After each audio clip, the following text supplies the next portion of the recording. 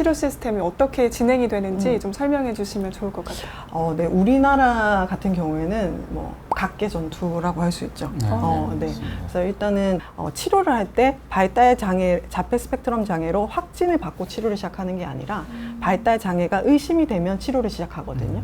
확진이 되는 시기는 훨씬 뒤가 될 수 있기 때문에 의심이 되는 시기부터 치료를 시작합니다. 근데 그 치료라는 게 우리나라에는 그 교육의 영역, 그 다음에 치료적인 영역, 그리고 사설센터 영역 이렇게 굉장히 산재되어 있어요. 그래서 치료를 받는 기관도 병원 내에 있는 곳에서 받을 수가 있고, 일반 이제 사설센터에서 받을 수가 있고, 또 이제 다양한 거죠. 그러면 이제 보호자들이 전혀 정보가 없는 상태에서 어떤 치료사를 찾아가서 우리 아이를 맡길 것인지를 결정을 해야 되는 거죠. 그러면은 보호자들이 거의 한 1년이 지나면 반 전문가가 되어 계세요. 그래서 공부를 보호자들이 직접 하셔야 되고, 또 하나의 가장 큰 문제는 이 모든 것들을 사비로 개인이 부담을 해야 됩니다. 보통의 우리 자폐 스펙트럼 장애 치료는 대부분 급여가 아닌 경우가 많거나 아니면 사설센터 같은 경우는 이제 자기 돈을 내고 치료를 받는 거죠. 근데 이 치료라는 게 1년 안에 끝나느냐? 그것이 아니고 2년, 3년이 지나갈 수가 있는데, 우리가 조기 집중 개입을 권유를 드리는데, 이 조기는 아까 2, 3세부터라고 말씀드렸고, 그러면 집중 치료는 일주일에 10시간 이상, 20시간 늘 받아야 된다는 겁니다. 상당히 좀 경제적으로 부담이 되겠네요. 그렇죠. 굉장히 부담이 됩니다. 그래서 사실은 저희가 근거에 맞춰서 의사들은 치료적 가이드를 드리잖아요. 이제 현재로서는 조기에 집중 치료를 하는 것이 가장 예후가 좋다는 게 근거 수준이 높기 때문에, 그러면 필요한 치료를 좀 많이 받으시라고 권유를 드릴 수밖에 없는데, 어디서 받느냐 여쭤보시면 그것도 차이가 있는 거고, 그리고 이게 치료를 받고 싶어도 사실 저희 병원뿐만 아니라 조금 아동 발달센터를 크게 운영을 하고 있는 곳은 치료 대기가 사실 어마어마합니다. 1년 이상 있는 곳도 있고, 그렇다 보니까 이게 보호자분들은 혹시나 얘가 치료가 필요한데 못 받을까봐, 이런 내가 정보가 없어서 못 해줄까봐 더 불안해질 수밖에 없는 상황인 거죠. 네, 우선 할 수 있는 곳에 예약을 다 해두시는, 이렇게 될 수밖에 없는 상황인 거죠. 그러니까 이거는 보호자분들의 탓도 아닌 것 같고, 이 체계가 만들어낸 어쩔 수 없는 안타까운 현실인 것 같다는 생각이 듭니다. 교수님께서는 좀 이런 시스템에서 개선되어야 할 점이 어떤 게 있다고 생각을 하시나요? 얼마 전에 저희가 대한소아청소년 정신의학회에서 그 성명서를 하나 냈습니다. 발달장애 아이와 부모님께서 좀 안타까운 어떤 결정을 하셨거든요. 어제 서울에서 40대 여성이 발달장애가 있는 6살 아들과 목숨을 끊었습니다. 또 같은 날 인천에선 30년 넘게 홀로 돌보던 중증 장애인 딸을 살해한 60대 여성이 경찰에 붙잡혔습니다. 그래서 저희가 그 기사를 접하고 이거 국가에다가 좀 요구할 수 있는 부분에 대해서 성명서를 냈습니다. 거기서 내용 중에는 의료 체계를 조금 더, 발달장애인들의 의료 체계를 조금 더 확충하고 확장하고, 그리고 각 지역마다의 거점 병원과 행동발달증진센터가 있는데 이런 것들도 좀 더 늘려나가고 이런 인프라를 갖다가 넓히도록 노력하자는 이제 성명서를 좀 냈던 것 같습니다. 국가가 많이 좀 이렇게 지원해주고 돌봐줘야 될 어떤 시점이라는 것을 저희 소아정신과 의사 그리고 학회에서 강력하게 좀 주장을 하고 있습니다.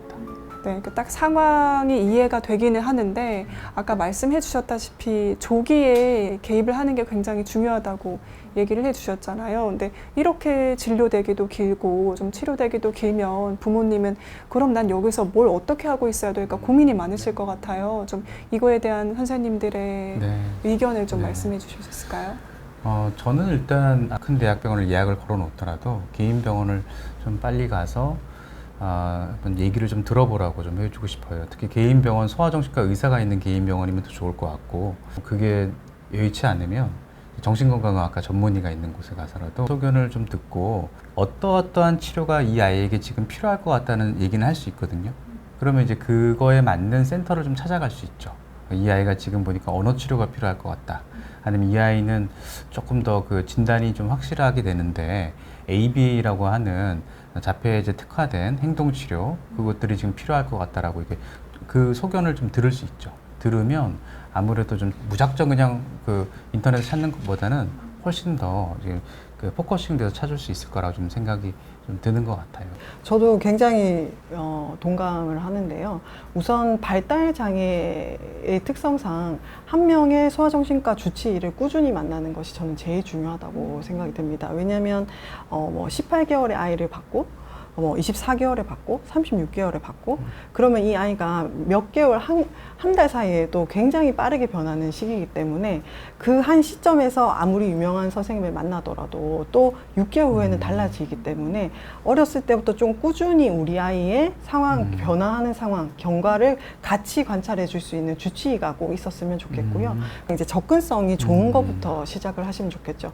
그래서 꾸준히 만나시다 보면은 꼭 그 선생님이 계신 센터에서 치료를 못 받는다 하더라도 말씀해 주신 것처럼 선생님, 주치의와 함께 우리 아이와 우리 가족 상황에 맞는 치료 계획을 같이 짜고 그럼 타 센터에서 치료를 하시더라도 그 치료의 경과를 이 주치의와 같이 확인하고 그러면 이제 6개월 후에 다시 그거를 재조정하고 이런 것들이 가장 필요하다고 생각이 듭니다. 그래서 어디든 지방이든 지역이든 대학병원이든 소아정신과 주치의 꾸준히 같이 갈 수 있는 주치의가 첫 번째로 필요할 것 같고요. 이제 선생님들께서 좀 아이가 좀 자폐로 의심된다 그런 부모님들에게 좀 해줄 수 있는 한마디가 있을까요? 뭐 이거부터 좀 해보셨으면 좋겠습니다. 혹은 이런 걸 먼저 해보세요 하는 말씀 같은 것들 있을까요? 자폐에 대한 정보가 워낙 많다 보니까 임신 기간부터 그걸 찾아보시는 분들도 계시고 또 이제 아이가 나와서 뭐 이제 태어나서 뭐 100일째 됐는데 눈을 안 마주친다 뭐 이렇게 해서 그때부터 자폐 스펙트럼 장애를 걱정하시는 분들도 계세요. 근데 사실은 육아가 그런 걱정 없이도 너무너무 힘든 건데 이제 잘못된 정보들로 보다 보면은 소중한 나와 우리 아이의 시간이 정말 허비가 되는 거죠. 그래서 스펙트럼을 가진 아이 모두가 정말 다르고 이제 정신과 중에서도 소아정신과 그리고 소아정신과 중에서도 굉장히 고도로 전문화된 분야이기 때문에 보호자분들이 어떤 미디어를 통해서 우리 아이를 진단하거나 불안해하지는 않으셨으면 좋겠다는 생각이 들고요. 그래서 누가 이 정보를 얘기하고 있는지 이 정보는 근거 있는 것인지 하는 미디어를 질 높은 미디어를 걸러내는 능력을 부모님이 좀 가지고 계셨으면 좋겠고요. 그러니까 정확하고 믿을 만한 정보를 선별해서 봐야 하는 게 중요한 것 같은데 그래서 선생님께서 유튜브 채널을 운영하고 계신 건가요? 네. 제가 발달센터가 있는 아동병원에서 이제 일을 하고 있다 보니까 이제 자폐 스펙트럼 장애 관련한 아이들을 굉장히 많이 봤는데 되게 잘못된 정보들을 많이 가지고 오셨는데 그 정보들이 어디서 나왔는지를 보니까 유튜브였던 거죠. 그래서 제가 유튜브에 자폐 스펙트럼 장애 이렇게 찾아보니까 소아정신과 의사가 올린 영상이 그 첫 페이지에 하나도 없었습니다. 네. 그래서 한 분이 올리신 게 있었는데 300 몇 회였습니다. 그래서 너무 이게 속상하고 이제 유튜브가 점점 사람들이 많이 볼 텐데 그러면 여기에 정말 우리가 전문가가 올린 영상이 하나쯤은 있어야 되지 않을까 이런 마음으로 이제 실제로 찍었고 다행히도 그 영상이 그래도 좀 많이들 봐주셔서 그만큼 관심이 많이 있었던 분야였던 것 같습니다. 네. 그래서 뭐 댓글에도 본인이 너무 걱정을 했는데 이 영상을 보니까 좀 안심했다는 분들도 계시고 또 어떤 분은 너무 걱정을 했는데 그래도 소아정신과를 찾아가서 제대로 치료를 받고 있다 이런 댓글도 있어서 굉장히 이제 뿌듯하게 생각을 하고 있는 부분입니다. 네.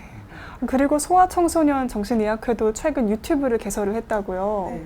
청근아 홍보이사님과 또 저희 김붕현 그 이사장님의 다 취지에 다 이렇게 동의를 하셔서 정확하고 스탠다드한 어떤 정보를 제공하기 위해서 공식 채널을 만들었습니다. 그래서 채널 이름이 우리 아이 마음 해결사 우리 아이 마음 해결사요. 우아해입니다. 우아해요. 네. 네, 알겠습니다. 대기가 너무 길어서 못 만나시는 교수님들을 저희가 한 분 한 분 모셔서 직접 얘기를 할 거고 그 컨텐츠 제작과 편집 이런 거 모든 것들을 소아정신과 전문의가 하고 있습니다. 그래서 뭐 다른 채널보다도 훨씬 근거 있는 정보들 얻어 가실 수 있을 것 같고요. 또 하나는 이제 우리가 진료실에서 얘기를 듣고 뒤돌아서면 까먹잖아요. 네. 네. 제가 제 아들 데리고 소아과 가도 까먹거든요. 그래서 진료실에서 미처 물어보지 못했던 것들 혹은 진료실 나와서 기억이 안 나는 것들도 이제 채널에서 많이 들려드릴 예정이니까 많이들 봐주셨으면 좋겠습니다. 네, 알겠습니다. 앞으로 이제 우아해와 그리고 우리 동네 어린이 병원에서도 좋은 영상 많이 부탁드립니다. 네, 감사합니다. 네, 감사합니다. 그러면 오늘 영상 도움 되셨다면 비욘디와 우리 어린이 우아해. 구독과 좋아요 눌러주세요. 감사합니다. 감사합니다.